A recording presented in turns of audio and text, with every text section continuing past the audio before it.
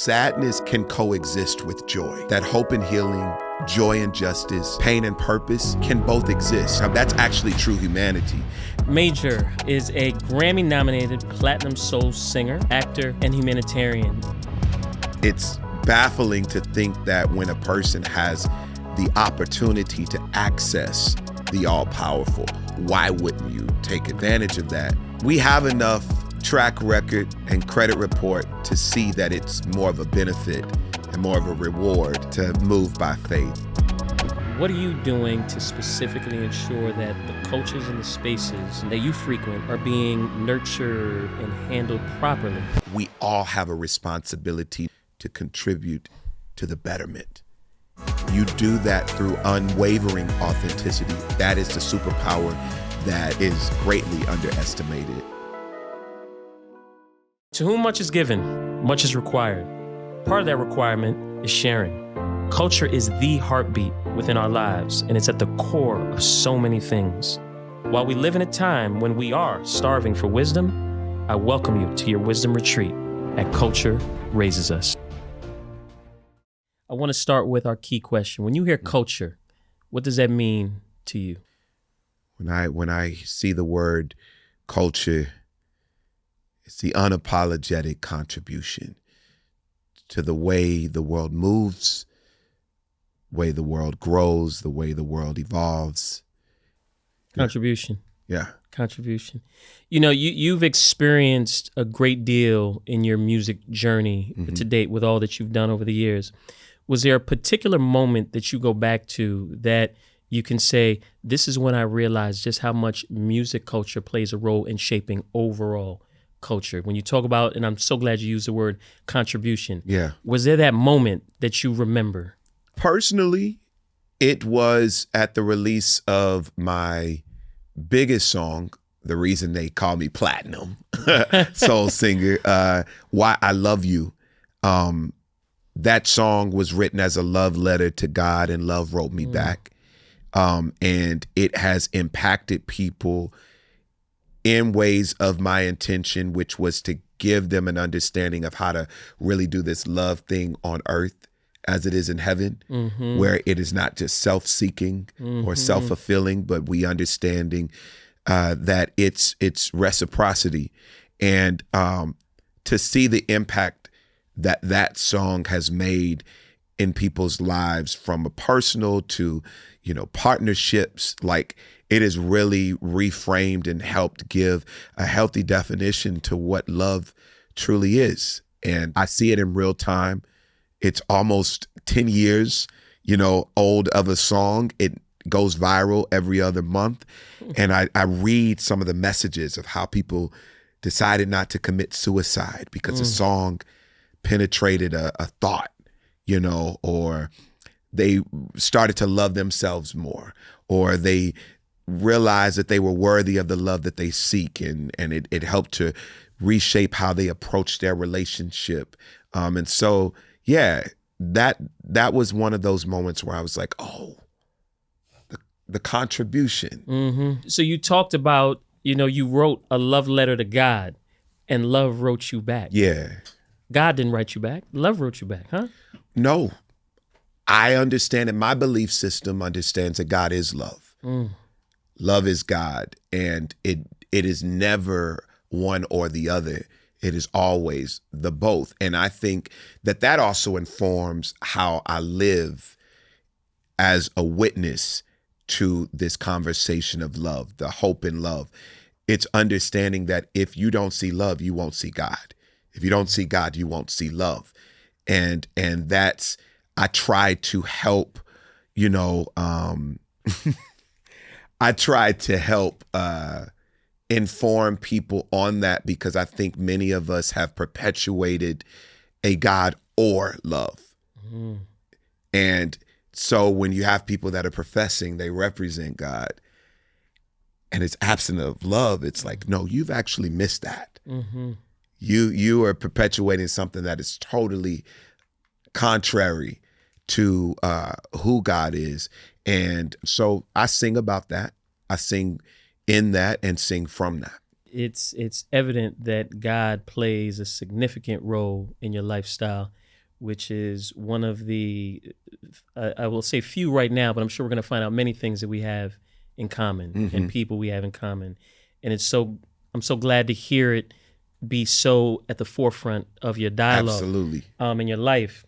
Because I look at people who don't have that relationship, and we're not talking about religion, we're talking about a relationship. Come on, bro. With God and, come on, bro. And the love that comes from it.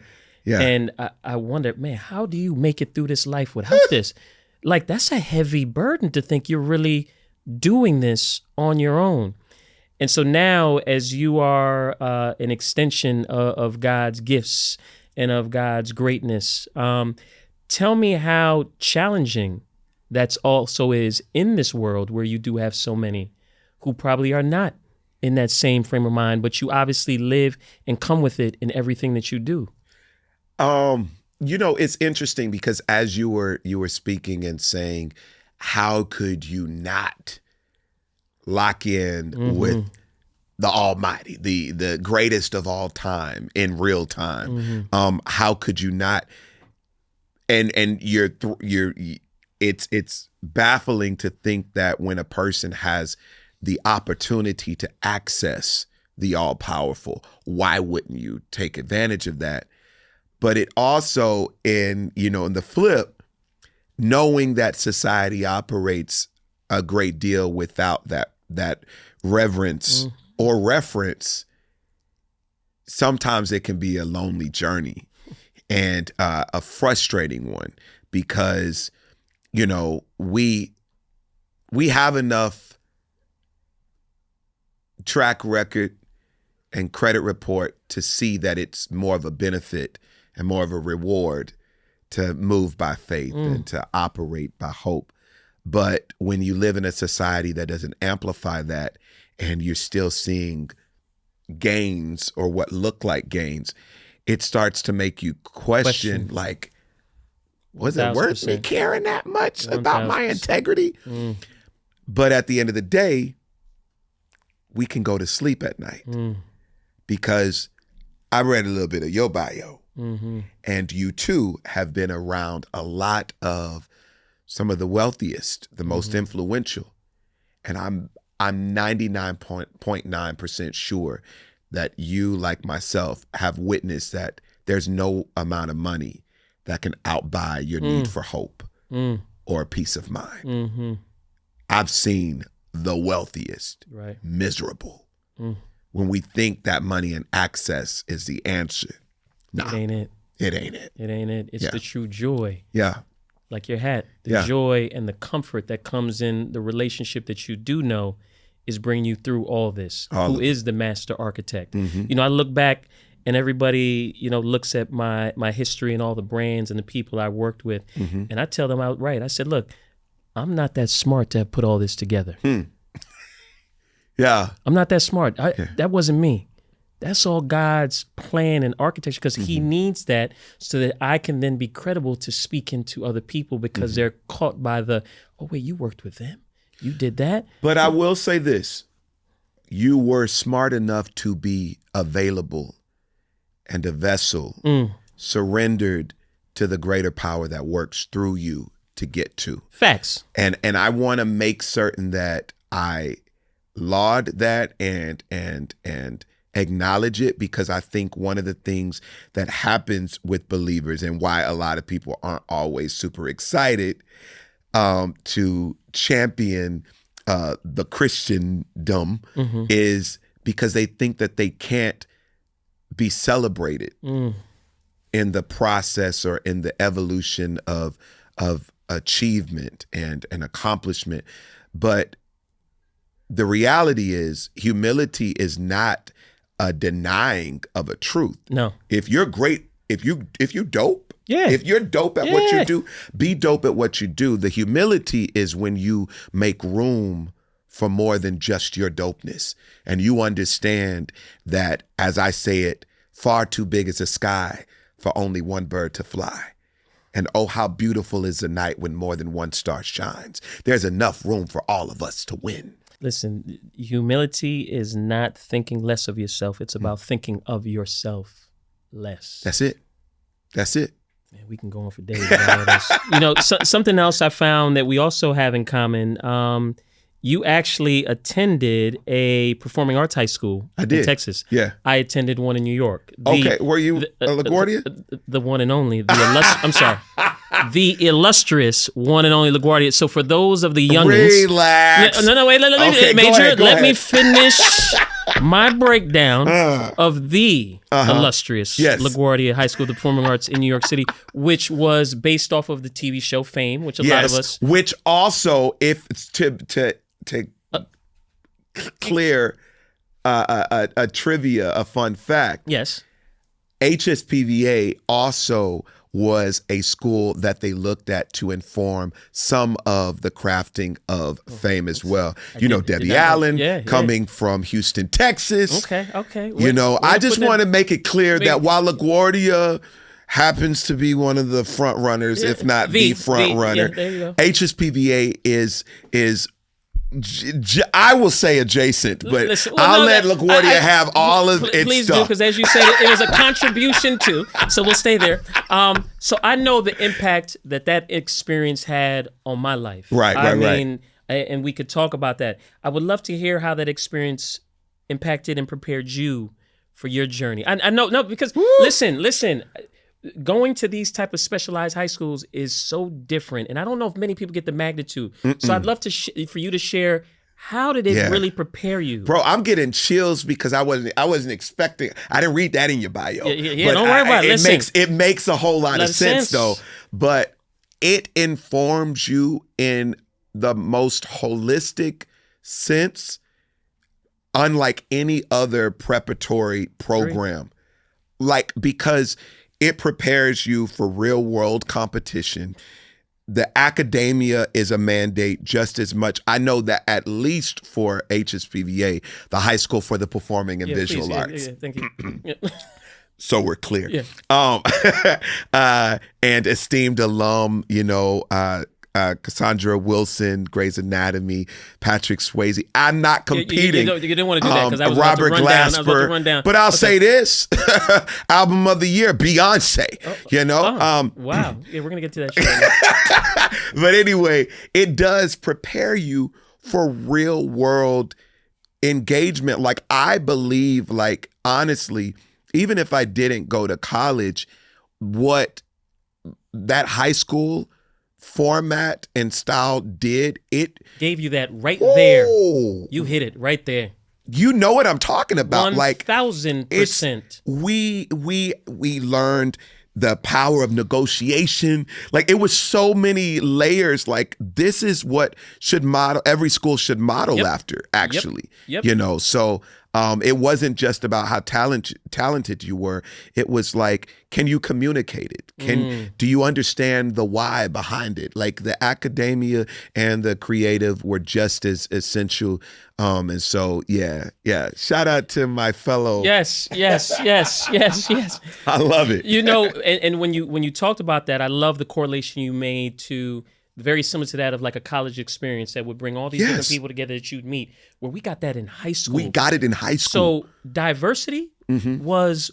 It's a norm. It's like, okay. That was the... You make room for more than yourself because it makes the tapestry, the story that much more beautiful. And so it's a no-brainer for us. So when we operate in this very unfortunate reality that we're in now, it's just like, yo, why would you not? That part. You do know that you can try to wipe history, but we are literally here because of a collective of contribution. You know, this is just what it is.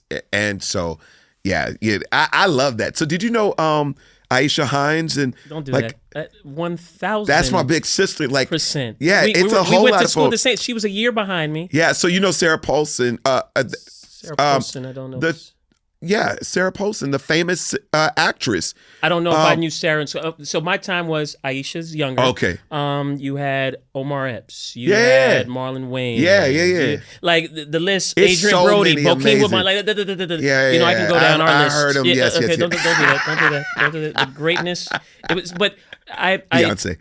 Wow. I'm sorry. Go ahead. Well played. Very well played. You can't really trump that one. But I talk to people about it, and they don't. I don't know if they get the gist of it, so I don't know about for you, but ours, and I'm sure it was the same. Normally, when you go to high school, you go to a local school that brings in those from a local community, which, not to say everybody's going to be the same, but you're coming from the same area. So it's a lot of similar sensibilities. This brought the greatness from all over New York City. So the Bronx, from wealth to boom, to po folk, to middle class, to the working. It was a gumbo. Yes. Of excellence. A gumbo of excellence from every aim, from the kids that were able to afford the top teachers all their lives, to the kids, they just had a natural gift. Yeah. And it's literally an experience like no other. That's why I hope that our government realizes the impact of arts in school, because what it informs and what it prepares the mind of developing students, the way that it does it like no other, and we've got to invest in it. I know I'm a part of the Recording Academy, and I've been on the board, and one of the education is one of the pieces, and advocacy, we speak on that and the importance of bringing that in, because it does make a difference. Yeah. And not everybody has to be a performer. No. That's how dope the program is. It prepares you to be the next president, the next doctor, the next lawyer, the next engineer, the next producer. It's so many things. So, yeah. Well, you mentioned the name a couple of times, as you're such a proud supporter of Beyonce, who I had the pleasure of working with for some time. And it's amazing. And I noticed that you were present at the most recent Grammys some time ago to witness her win Best Country. Happy. Listen, Best Country Album, Best Album of the Year. Yeah. I was one of the many who was programmed to think that country music wasn't a music genre for those who looked like us. Yeah. And wasn't welcoming to us. However, I later learned that we were part of creating it. And do you feel any sort of responsibility to kind of help with making sure that false narratives are given proper context and enlightenment? Yeah. I'm a drum major for justice. I'm that guy. If, I remember Amber Riley, we had a song together. Amber Riley's an actress from the former TV show Glee. And we had a song together called Change Right Now. And she tweeted on our press run, she was just like, if Dr. King came back in the form of a singer, he'd come back as Major. I'm that guy. I advocate for justice for all. Everybody deserves to win and to have an opportunity to be fully seen and to be fully embraced, because that's what love is. Love, it's no qualifier for love. You choose it anyway. Just like with joy, you choose it anyway. You don't need the permission of your storm or circumstance to choose joy. You choose it anyway. But much to what you were saying, yes, I'm forever helping people understand proper narrative and leaving room for the evolution of narrative, because music, more than anything, is an ever evolving expression. And, there was a time where jazz was a one thought expression until you started getting bebop and ragtime and all of these different styles of jazz that are within the genre of jazz. And, R&B is no longer just a certain type of R&B. They call me an R&B singer by default.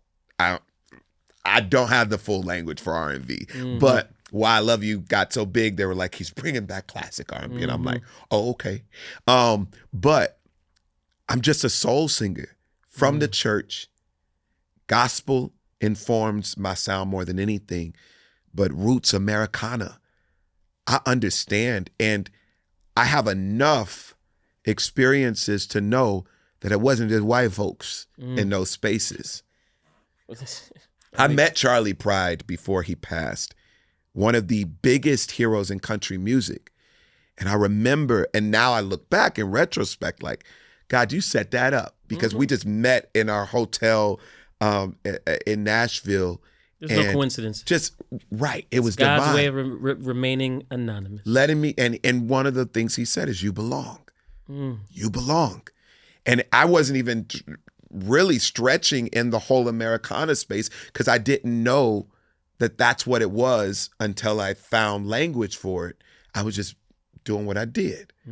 And so Beyonce has shown up in full in all of her colors, in all of her evolution. We from the same area. We're both from Houston. We went to the same schools. We've been country. We've been all of this stuff. And I think the world is either going to willingly accept this, or they're just it's going to be inevitably, So. I'm so glad you put it like that. And when you look at the state of things, given the state of things that you kind of alluded to earlier, what are you doing to specifically ensure that the cultures and the spaces that you frequent are being nurtured and handled properly? And also, what would you recommend for other creatives to do and consumers? Because I think there is a responsibility for all. It's just not for creators. It's all of us have a responsibility, especially given the state of things where things are. I'd love to hear your POV on that. I think we all have a responsibility, no matter how big or small your platform is. You have a responsibility to contribute to the betterment. And you do that through authenticity, unwavering authenticity. I think that is the superpower that is greatly underestimated. People see things working for other people, so they think the mimic is the key. No. But it's never that. No. The ones that we admire most are the ones that leaned into point of differentiation. I shared this on another podcast, and I share it often. I remember when people in Houston was like, she sings so different. That's not technically right. And I'm like, and I remember responding like, do you think that could very well be the thing that ends up differentiating her and causing her to be the one that everybody admires? And then you start seeing how a whole lot of folks try to sing like it. But the mimic is not the answer. It's the leaning into the authentic self that is a superpower. And I also think is the divine intention of our Creator. Yes. That we lean into what he customly made in us. And we will then be an answer to the need in the earth. You know how it sounds so easy coming out? Woo! But it's so difficult given the programming. It's learned, bro. Listen, I had to learn this. And you have to build that muscle. Yes, sir. Just like working out. You're not just going to be able to lift 40-pound weights. You've got to work your way up. Yeah. And that's a muscle that you have to build to be unapologetic about stepping into your gift, into your authentic self. Because the other thing that people don't realize, when you try to assimilate to that of the mass, you're not doing anybody any assistance. You're doing everybody a disservice. Yeah. Because nobody needs more of what's already been done. Because what's already been done has fulfilled a need, has answered a need. If we were all designed as an answer, each of us were all designed as a specific answer to a specific need. When you chase down what has already been done, you chase down what has already been fulfilled, leaving the thing that your existence is assigned to unfulfilled. So we live an unfulfilled life and wonder why. Yeah, right. That's because you're not getting to why you were created. And so I think the authenticity is the conversation that we need to push. It's not easy, but it, like you said, is a muscle that is developed, and you start realizing that life is easier that way. Yeah. And you don't have to chase down trying to accommodate what is not true. The hardest thing to keep up with it is a lie. And to live a life of mimicking something that's not authentic to you is a lie. And it's going to be exhausting. You know how many people are living that life? Bruh, a lot. A lot of people are living that life. Yeah. And, I think it's a good segue when looking at how, DE&I now. Woo. And when you really look at what DE&I did in helping, the majority of it was really helping white women. Right. More than any other group, which is mind blowing. And that's listen, and these are actual stats. Yes. Facts. Facts. And so as I look at that, and that being the group that had helped out of any other group, more than any other group, what are the things you think we need to now do to ensure that true diversity is reflected in the spaces where we've made so much of an impact culturally over decades? Right. Not years, not months, decades. We saw the power of diversity's contribution, the collective contribution of diversity. We saw the residual impact, and it has always been incredible. It's always been remarkable as an end result. If you've seen it work before, regardless of how systems are trying to push it out, lock into what works. It is proven that beyond the isms, the partisan rhetoric, beyond all of that, this life would not be what it is today without a collective of diverse contribution. So I would say in all of our spaces, lock in and commit to it. Because if you lock in and commit to it, we don't realize our power as a people. And we literally have enough historic to show tracking to show that when we as a collective lock into moving a certain way, it changes things. It literally causes people to have to redirect. DEI as an initiative actually came as a result of a collective outcry and a clear indicator that there's greater profitability in us doing this thing together. When people started feeling threatened about their own position, not realizing, no, what you do is now you actually make more use of the sky. That's right. Oof. There's way more room. We've just confined ourselves to one room, and we've got a mansion of a reality, but we're trying to do it all in this one room. It's like, no. If you start inviting other people in, now you can be in this room, they can be in that room, they can be in that room, and we can all win.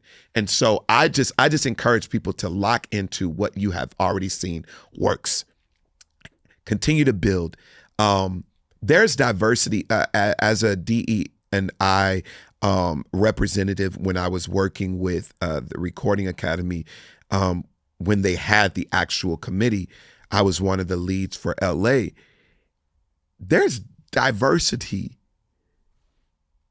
in the subgroups that we don't realize. Like, I started realizing the vastness of diversity stretches well beyond skin color, y'all. Oh, 1,000%. You know, from abilities, it's all of those things. And so, listen, don't be scared to lock into the diversity. Don't be the guy that responds selfishly to the selfishness, and try to hoard the opportunity because you think it's going to be taken away from you, because you think that the resources are few. So let me just keep what I got. I don't need no help from anybody else. Don't do that. Don't do that. Don't do that. The enemy would want us to believe that, but it will only harm us. Only harm us. Yeah. You're very familiar with fasting, I'm sure. I am. And in seasons of fasting, which obviously could be way more than just food, alcohol, social media, is there a communal fast that you would advocate we move on to further get clarity, alignment, or focus moving forward? Okay, so the definition of fasting is, and the etymology of it is from food.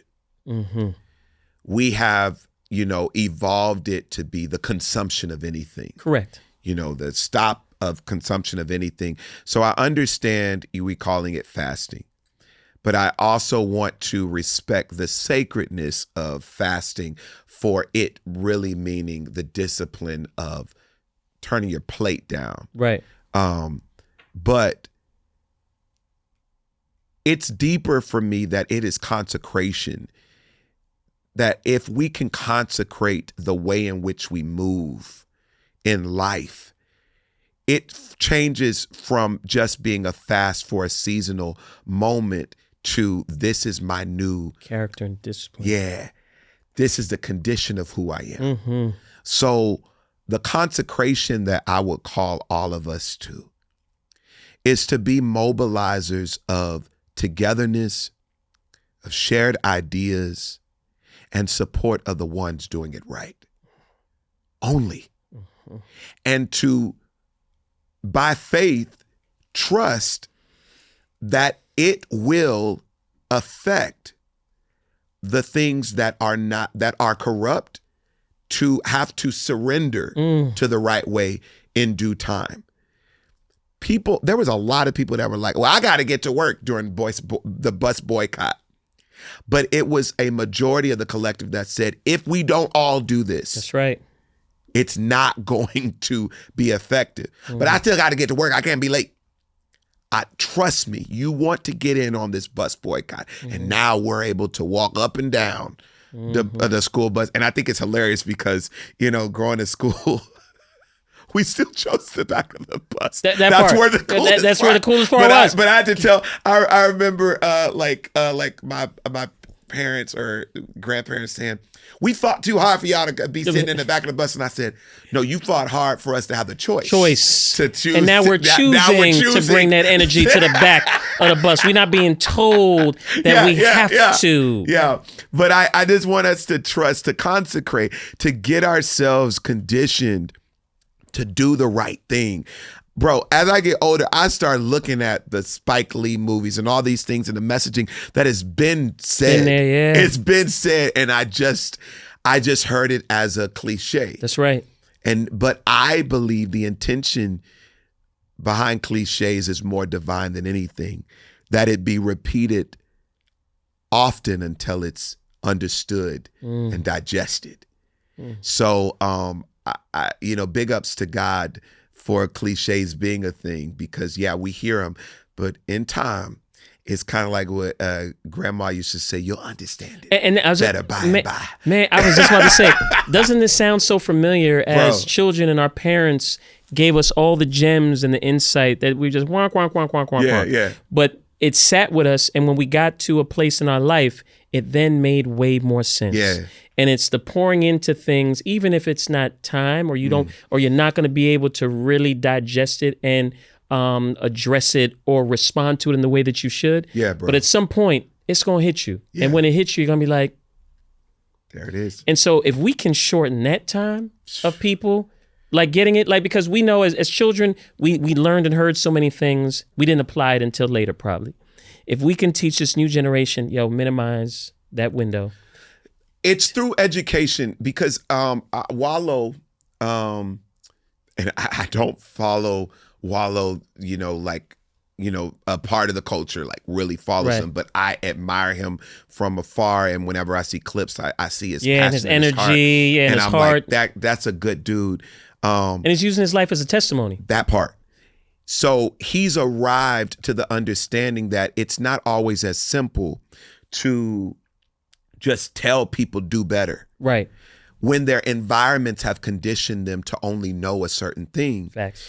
New information, yes, we want to have to educate people, but have the patience for people to recondition or decondition that they may recondition all of the years of what they've only been programmed. Known. Because, you can't expect me to all of a sudden think that eggs are great if I don't like eggs all my life. And I can't stand eggs, by the way. All right? I just want to make that clear. Okay. Well, Don't put eggs on my plate. Well, it's a good time not to like eggs if they charging $18. That part. See, I'm only saving money. I've been saving money. Yeah, you smart. But listen, let me tell you. Keep your joy. Up until Keep your joy. That's how you keep it. Yeah. Up until 25, this is just a funny moment of comedic relief. Up until the age 25, I picked out the eggs of my shrimp fried rice up until age 25, until I was at lunch with an old boss, and she said, "Why are you picking that out? And I'm like, "I don't like eggs." "You don't have to pick it out. Get it without it." I said, "This is how it comes." She says, "You can order it without eggs." You were today years old for that? Bruh.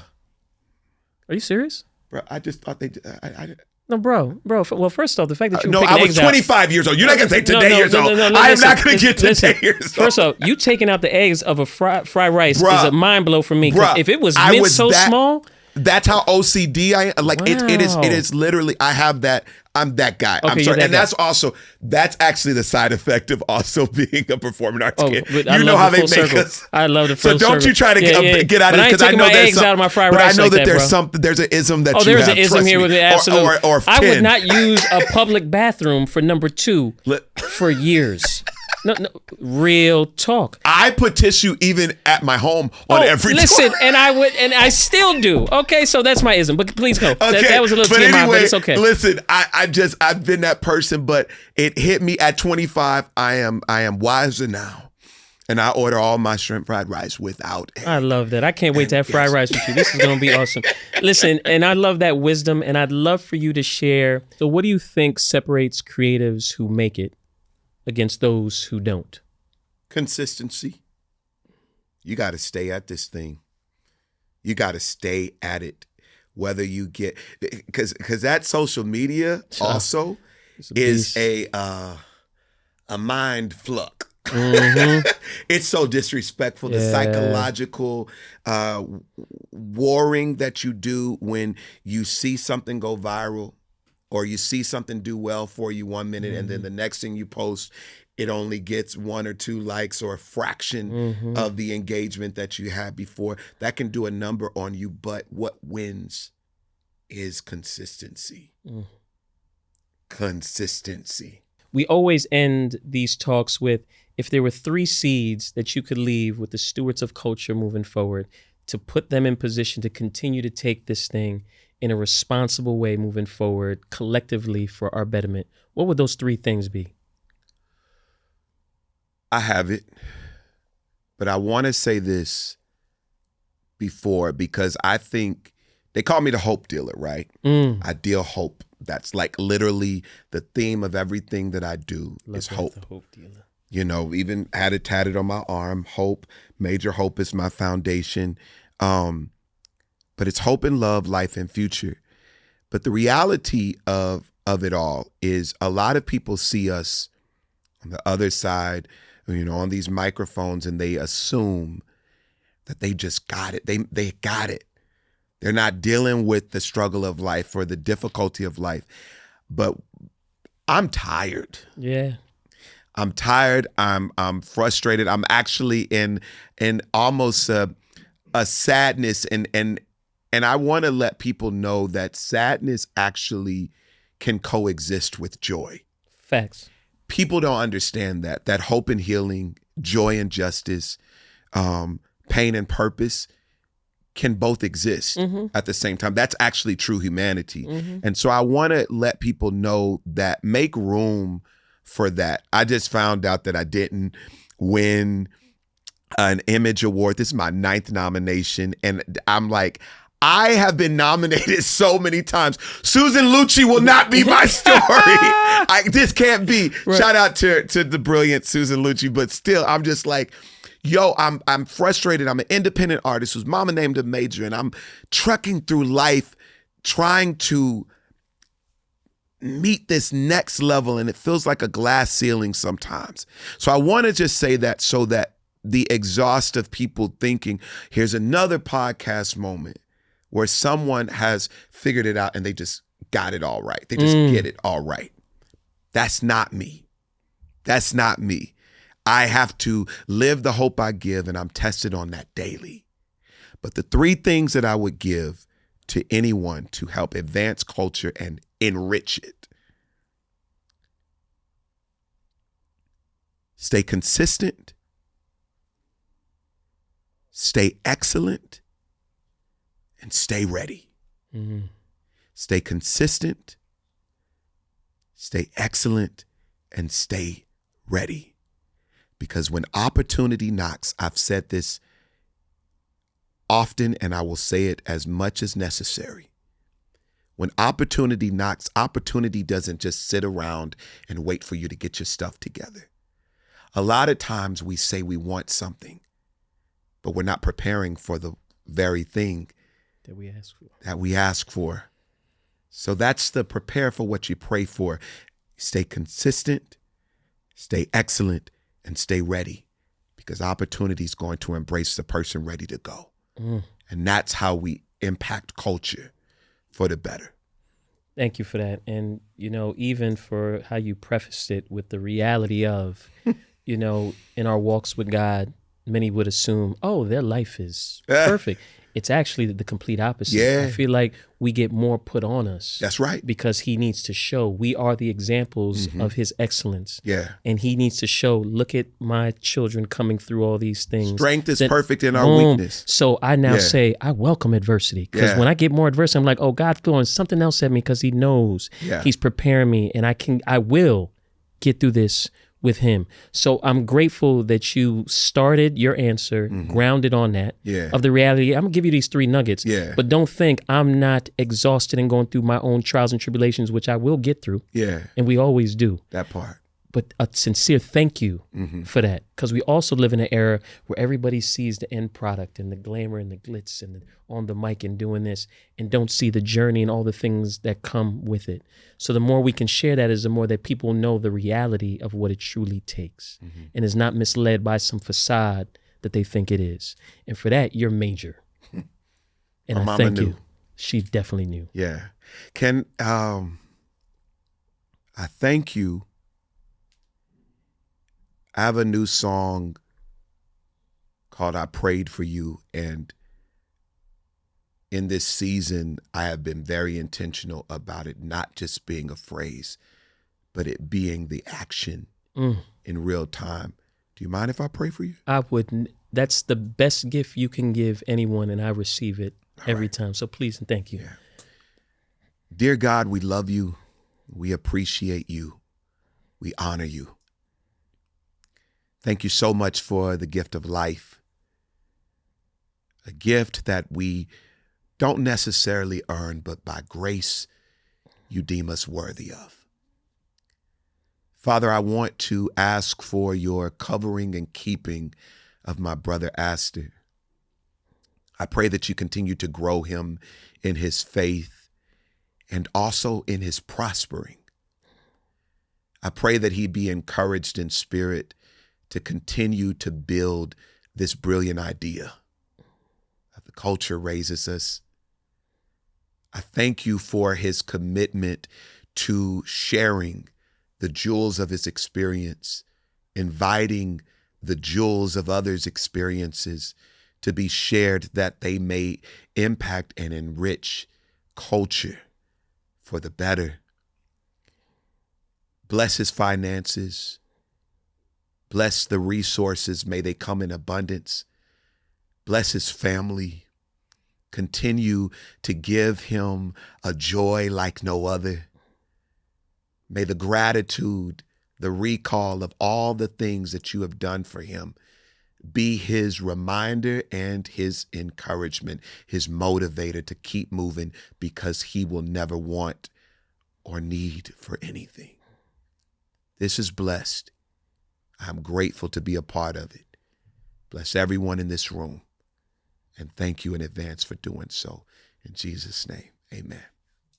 We truly appreciate your support because it helps us fulfill our mission of promoting cultural awareness and personal development.